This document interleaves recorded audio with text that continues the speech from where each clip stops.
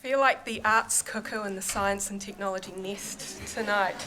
So buckle up, I guess. I want to start with two apologies and a confession. Apology number one is that I have a slight tremor and it's quite frustrating, and it means that if I accidentally hit the clicker at you, it's only probably an accident. Thing number two is that I have some notes here because I want to cite some people and I want to get it right. And thing number three is that I love monsters. My key area of research is horror film. Up here we have our friend Lon Chaney Sr., who was a legendary horror actor in the 1920s, really infamous for doing all of his own makeup, and hopefully by the end of this you will be as happy and smiley about monsters as he is here. So I love the notion of monstrosity. It's really kind of plastic. It's this wonderful category when we can think about the monstrous in all its forms, be it something that's very disturbing or playful or fun or a little bit gross. Here are some of the friends that live with me in my office. I was really excited to talk about this when I was asked, and then about 3 minutes later I went, oh no, because the sorts of things that I research tend to be quite unpleasant, quite gross, and it's a real, opt-in type of thing. So one person's entertainment is another person's nightmare fuel, and we're here collectively to have a good time. So tonight for me is an exercise in restraint, and I hope you appreciate that. But I'm going to talk to you a bit about monsters in general, and then with the help of an example, talk about a really important piece of writing about monsters, monster theory, and how we can understand a culture by the monsters that it bears. So, to start, of course, monsters aren't just scary monsters. They don't just exist to frighten us. And etymology is really helpful here. So the word monster in English originally meant like a malformed animal or human, a creature afflicted with a birth defect. But if we go back to the Latin, it starts to talk to us about a divine omen, a portent, a sign or a miracle, an abnormal shape, a monster or monstrosity. And the root of that, even back further, monstare, means to admonish or warn, to advise as well as point out. So the word monster comes from the same place as the word demonstrate. The word teratology, which of course you will be familiar with probably as well, is the study of monsters. It's a term used today often for the study of congenital abnormalities, but again it comes from a Greek root that means marvel, sign and wonder. This means that the monstrous is about monstrous stories, about tellings, about narratives, about abominations and omens and warnings, but also signs, wonders and marvels. So monsters are ultimately things that are there to show us something. So, I indicated that I'd avoid horror. Haha, that was a lie, sorry. Not sorry. But that's because horror is a really good place to start talking about monsters. Horror is full of monsters. And here are some classic cinematic monsters from the Universal Studios from the 30s to the 50s. So what have we got? Who's that there? Dracula, Frankenstein and his bride, Wolfman, 1941, Invisible Man. Oh, come on. That's our friend Lon Chaney Sr. That's the Phantom of the Opera, and we have it's so good, hardcore recommend. So, and here we have the creature from the Black Lagoon, and so on. And so part of the ubiquity of monsters in this area is that monsters might represent something, tell effective or compelling stories in really interesting ways.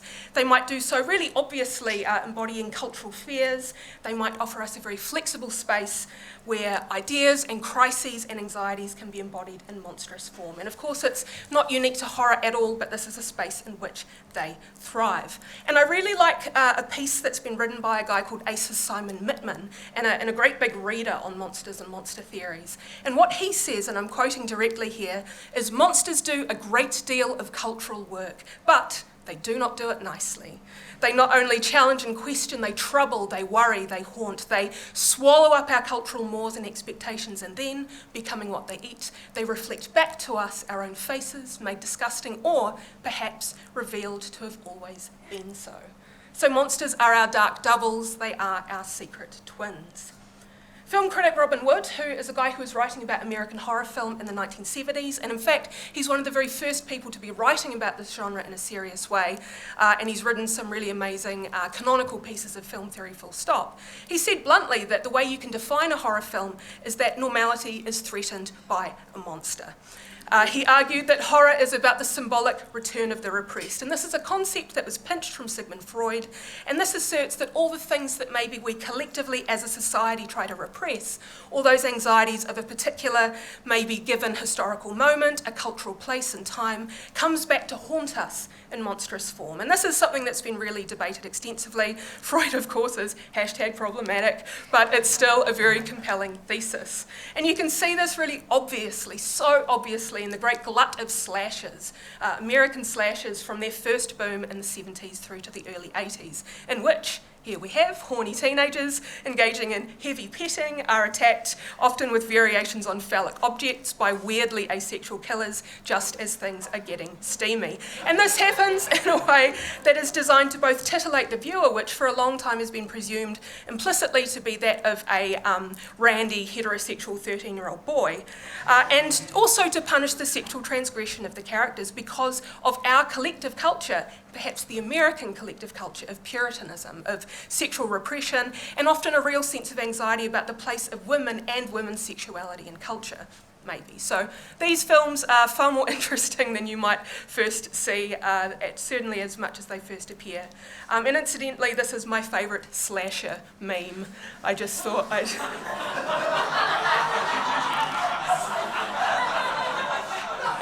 If you take nothing from this talk tonight, this is my gift to you. So, monsters are a problem, right? Monsters are inherently a problem. They are a cultural limit case. Exactly.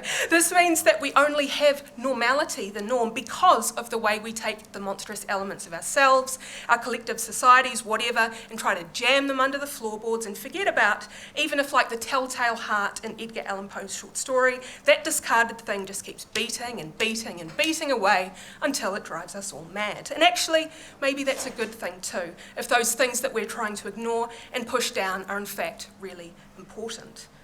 But of course, monsters aren't just found in horror cinema, they are all around us. They take many forms, they have many functions. They are funny, they are frightening, they are silly, they are slippery, they are mysterious.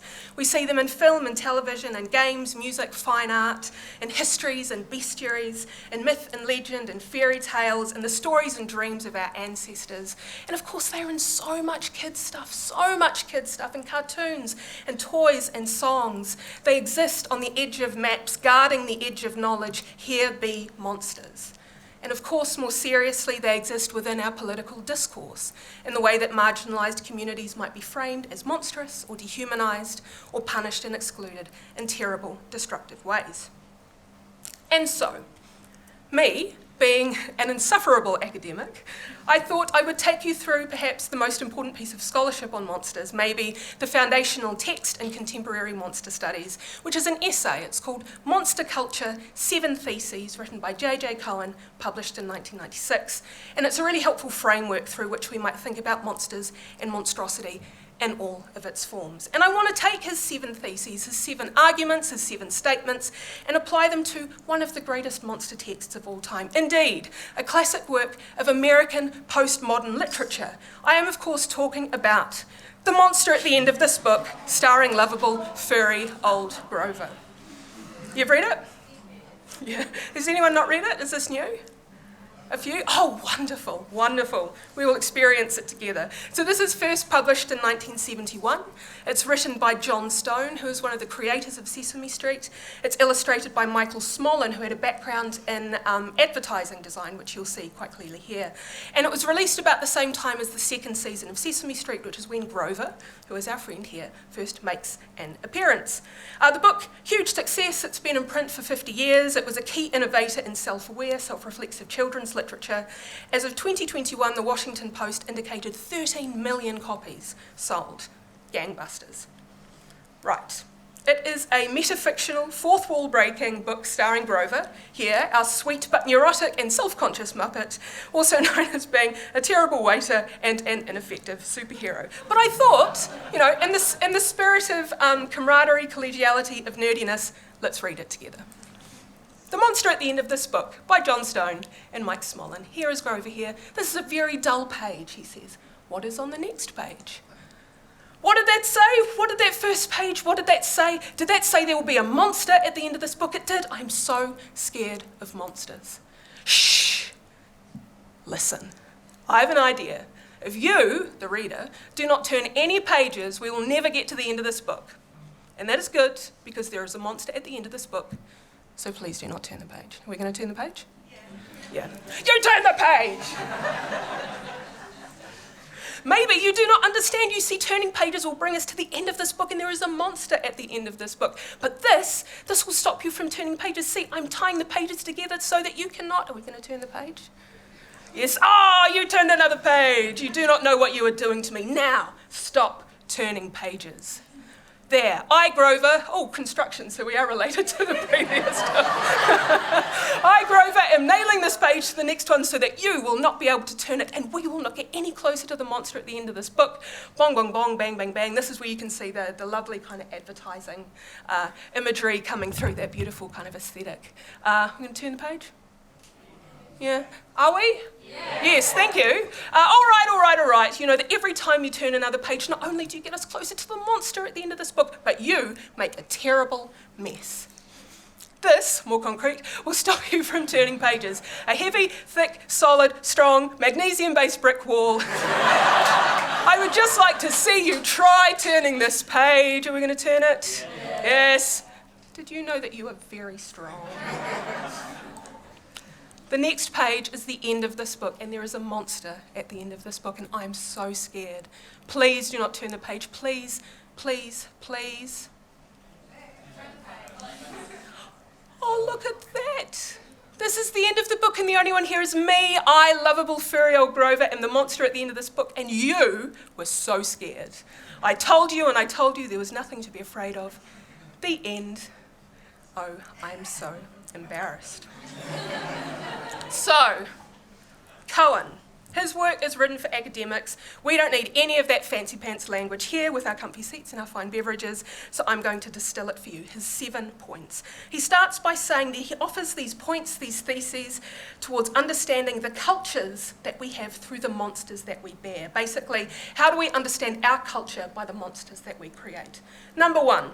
The monster's body is a cultural body. Monsters are the product of the culture they exist in. They signify something other than themselves. They are displacements. They express things that other forms can't, but we can read and interpret them. And I love the Muppets. I'm obsessed with the Muppets. I flew up by myself to the Jim Henson Muppet Palooza thing a few years ago in Wellington, and just like wept slowly by myself in the giant concert as Kermit sang the Rainbow Collection. Then I looked around, there were all these other women in their late 30s alone weeping too. So I felt it right. But they are really good examples of this, especially in children's media, which is full of monsters who behave in ways that aren't sanctioned for children. They express ideas and emotions we are not very good at facing otherwise. Things like Sesame Street, yes, they are very cute, absurd, approachable monsters, but they act as intermediaries between childhood and adulthood, between child and adult. But here also, Grover gives us this book's emotional core. You know, he's neurotic and he's fussy. He's really self-conscious. He experiences fear and anxiety, and he expresses it in a dramatic fashion, much like any 3-year-olds most of us know. And the book itself is about us experiencing that with him, seeing his attempts to block it out and maybe overcoming that through a reassuring ending in which we face our fears, or at least accompany him as well. Thing number 2. Oh, I forgot. We're in school.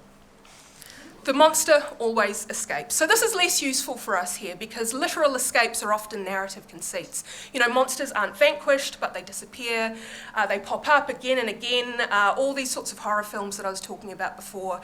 The stabby slasher killer is kind of defeated, and then you turn around and the body's gone and he pops up again for, 18 more films and 3 video games and whatever else. But this is also about the cultural persistence of specific monstrous figures, images, ideas, tropes that come back again and again. The vampire being a really good example of this. So monsters shift and they reincarnate, they repeat, they bounce around. And at the end of this, Grover the monster escapes the threat of the book. He disappears and reappears over 50 years in dozens of countries. His story is never quite over. Thesis 3, monsters are a harbinger of category crisis. This means they are hybrids. This means they highlight that the boundaries that we see as fixed might actually be pretty wobbly. And I want to take you right back to the very beginning of this book. There we go, you can see I scanned this from my copy, so I think I put those rhinoceros stamps there. That too is category crisis and hybridity. I work in an English department, so I want to move sideways. I joked about this being a postmodern classic, but it is. It's a metafictional book, right? It's a book about books. It breaks the fourth wall through direct address. It talks to us about the experience of reading, of anticipating, of moving forward, and how stories only advance with our participation. It's also one of the first children's books to do this. So the book itself is a type of monster. It's a monstrous text because the boundaries that we're used to, the contract between active reader and passive book, goes out the window. It's all broken. Grover starts by saying how dull the book is, but it's not, and he's messed up because he didn't bother to read the title before opening it. Naughty Grover. Theses 4 and 5. These are interconnected. Monsters dwell at the gates of difference, and monsters police the borders of the possible. So this is talking about how monsters might guard borders that can't and shouldn't be crossed. But in doing so, they show us where that border is. They show us where that crossing is. They show us where those new possibilities might be. And monsters are summoned here by us picking up that book. Monsters are a type of prohibition. Do not pass, don't turn the page. Monsters are often here to tell us stories and bear witness, often by sharing their origin stories. Those of you familiar, for instance, with Mary Shelley's Frankenstein will know that a significant portion of that book is Frankenstein's creature telling us its own testimony, its origin story, how it feels, how it came to be, and what it wants. So the testimony here maybe is that monsters might mean different things, and the self and our fears and emotions might not be quite so scary. My favourite thesis is thesis 6, which is that the monster is a kind of desire. So what Cohen says here is that through the body of the monster, fantasies of aggression, domination, inversion are allowed a safe expression in a clearly delimited and permanently liminal, that is, kind of in-betweeny space. Escapist delight gives way to horror only when the monster threatens to overstep these boundaries, to destroy or deconstruct the thin walls of category or culture. So throughout this whole book, Grover expresses fear and anxiety in a way that is safe, but again is kind of in-betweeny. His delight turns into horror. The monstrous book says things that don't stay on the page. We're active in our reading and play. But there is more here about aggression and inversion and domination. Who wants to stop reading the book? Who? Yeah, Grover. Who is trapped in the inexorable march through narrative, through reading from left to right, through the need to finish? It's Grover, poor Grover. And yet, who keeps pushing this narrative forward? No, it's you. It's you, the reader, breaking through ropes and fences and walls, even though Grover says us stop reading, begs us again and again to stop because he is terrified. Who makes a delicious mess because we ourselves are so strong? What is this terrible compulsion to delight in the pain of another, to try and find that monster? I was talking to someone this week who loved this book and hated it as a child. It gave her nightmares because every time she wanted the book to finish differently, she was terrified at what she was being asked to do throughout. Thesis 7.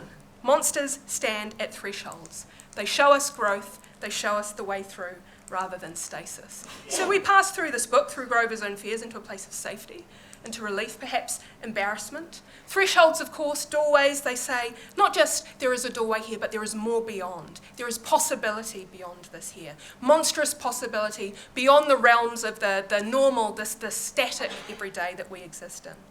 It illustrates that stories can be wild and unruly, that they can spill off the page, that children readers who lack agency in so many other aspects of their lives have more power and strength than they might think.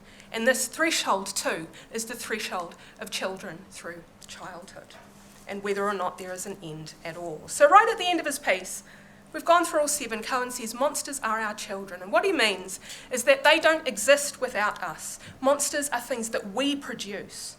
But we can also think about this literally here, that children, our children, are monsters.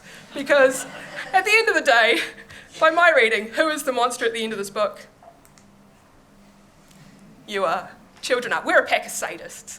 We read it again and again, putting Grover through the same old churn again and again, always in the hope that we can kind of get to the end, but only through his pain and bellowing and reckoning. So monsters reflect, of course, our most unruly selves back to ourselves. And if you think back to that image of Lon Chaney prepping his makeup, I love those images because it shows us that it's not just that we create monsters and we can embody monsters, but maybe the things that we do might reveal or reflect the monstrous nature that is always sitting inside us as well. And maybe these monstrous texts, these monstrous figures, do the job of revealing that to us as well. Thank you very much.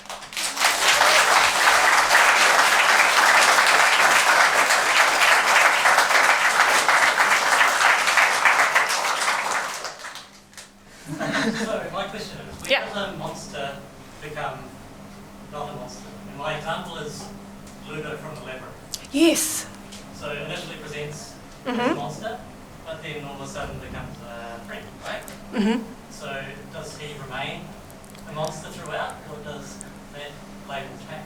Well, I think it depends on how you think about what a monster is and what the monstrous is. So if the monstrous is this slippery, slidey kind of space between maybe the human and the non-human, or the human and the animal, or the sane and the irrational maybe, then that entire film, Labyrinth, is filled with in fact, there's only a couple of people who are non-monstrous. Sarah, although Sarah's a bit of a monster as well, let's be fair, she's pretty awful. But, through encounters with, dolls and creatures and all of these other things, all of those help her navigate this really mysterious path through immaturity into maturity.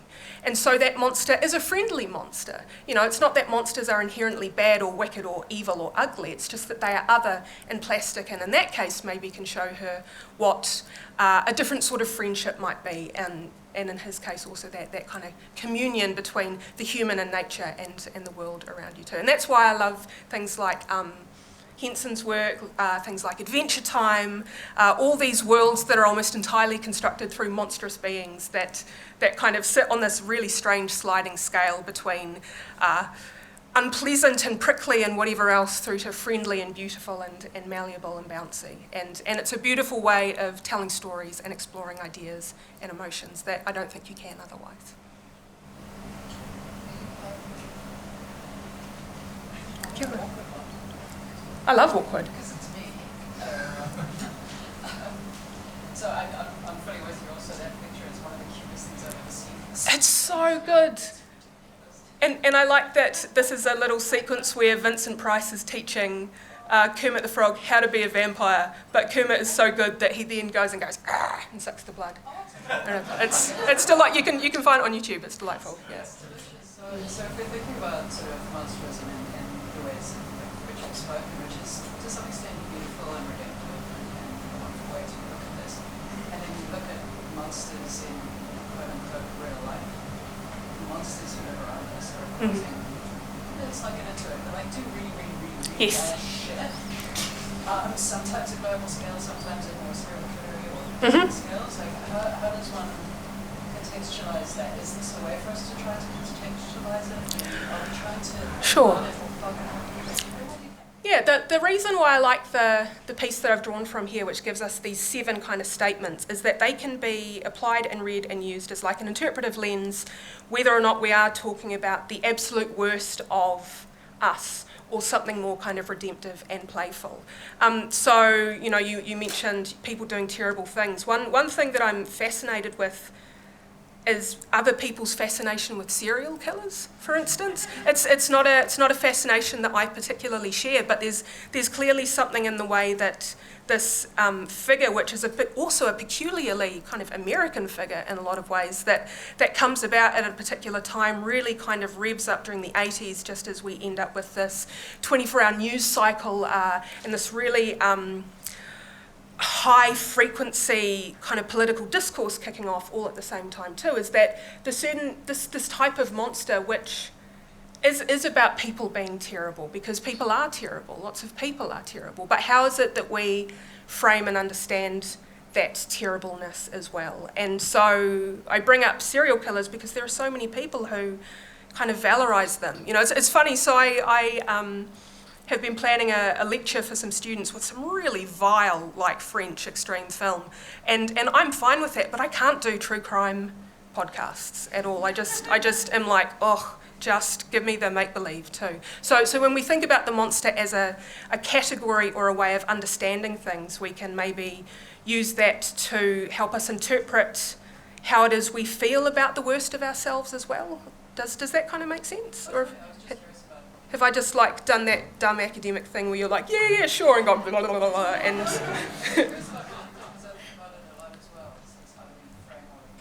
yeah, but also, you know, what does it mean when we call something monstrous? Often we do mean that terrible thing. We see that worst of the monstrosity, the dehumanisation that I mentioned, the way that we might other entire populations, be they based on sexuality or religion or gender or where you live or the fact that you're on that side of the river or not this side of the river as well. The way that we think about how we other is also related to how we think about the monstrous. So there are kind of lots of little overlapping diagrams, and one doesn't necessarily, I don't know, remove the other, perhaps.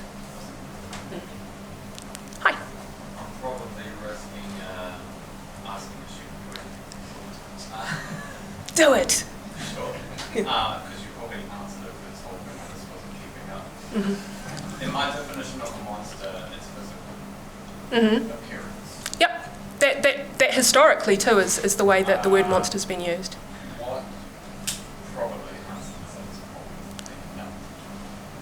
What is your definition of a monster if for someone like me it's generally just physical, like he doesn't look like a human, so he must be a monster? Well, that's again talking about othering. It's saying we have this norm and we have this other thing. And by saying this thing is monstrous, what we're doing actually isn't really defining that thing. We're policing the boundaries around what we decide is normal at any given point in time. Because the notion of the word norm isn't that it is inherently normal and right and whatever else. It's what we kind of collectively understand to be the way things are. So, I mean, that's certainly a term that was used, so like, I don't know if you, now we're getting literary, I don't know if any of you have read Montaigne, but Montaigne writes a lot about coming across people who have these kind of congenital deformities, and he kind of reflects on them in really interesting ways.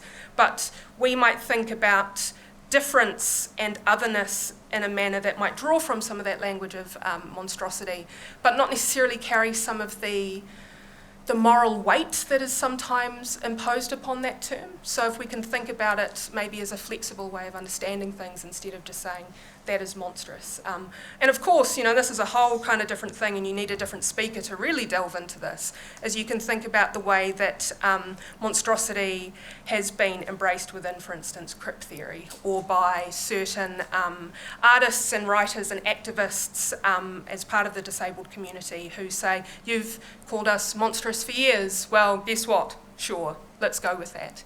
And you can see that in lots and lots of different types of writing, politics, artistry, where populations who have been excluded on the basis of whatever else might turn around and embrace certain types of words and labels and say, well, what can we do with them instead? But again, you know, I'm not a physically disabled person. I am not a disability scholar or activist, but I bet you can have a pretty interesting conversation with someone who works within those realms about how monstrosity might be played about and within that. Thank you.